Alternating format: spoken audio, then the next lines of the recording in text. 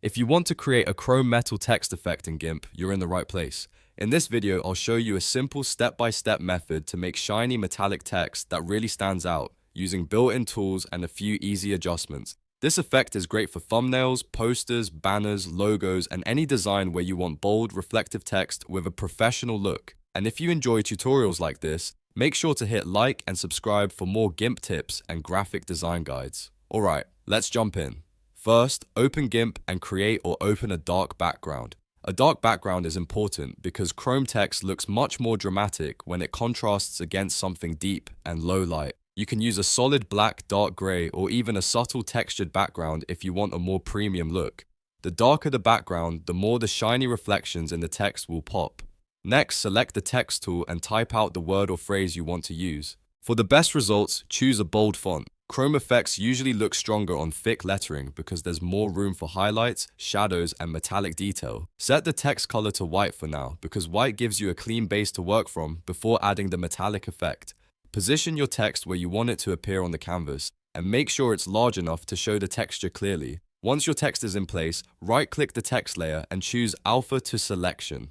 This is what turns the text shape into an active selection so you can apply effects directly inside the letters. After that, make sure you select the background layer because that's the layer you'll be working on next. Now fill the selected text area vertically with a metallic looking gradient. You can use a silver or chrome style gradient or anything similar that gives a reflective steel appearance. If your gradient tool is set correctly, drag from top to bottom so the lighting effect runs through the letters in a clean vertical direction. After you've applied the gradient, deselect the active selection by pressing Shift, Ctrl, and A. That will clear the outline around the text and let you move on to the next styling step without accidentally affecting other areas. Now, it's time to add the bevel effect. Go up to Filters, then Decor, and choose Add Bevel. This step is what really helps the text look raised and three-dimensional. A bevel value somewhere between 5 and 15 pixels usually works best, depending on how large your text is. If your text is small, stay closer to 5. If it's bigger and bolder, you can push it higher for a more dramatic edge. Once the bevel is applied, the text should already start to look more like polished metal. But to make it even more realistic, we can sharpen the highlights using curves. Go to Colors, then Curves, and create a gentle S shape. This boosts contrast and helps the reflections become more defined. The brighter areas will become brighter and the darker areas will become deeper, which is exactly what you want for a chrome finish. Be careful not to overdo it though. A subtle S-curve usually looks more natural than an extreme one.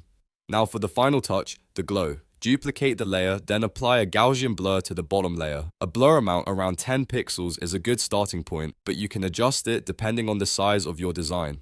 This soft blur creates a light halo behind the text, making the chrome effect feel more vibrant and polished. If the glow looks too intense, simply lower the opacity until it feels balanced. The goal is to enhance the text, not overpower it. At this point, you should have a clean, shiny chrome metal text effect in GIMP with strong reflections, beveled edges, and a subtle glow. If you want to go even further, you can experiment with different gradients, font styles, background textures, and opacity settings to create your own custom metallic look. Small changes can make a big difference, so don't be afraid to test a few variations until it matches your design. And that's how you create chrome metal text effect in GIMP. If this tutorial helped you out, please hit the like button, subscribe for more easy GIMP tutorials, and leave a comment if you want to see more text effect guides in the future. Thanks for watching, and I'll see you in the next one.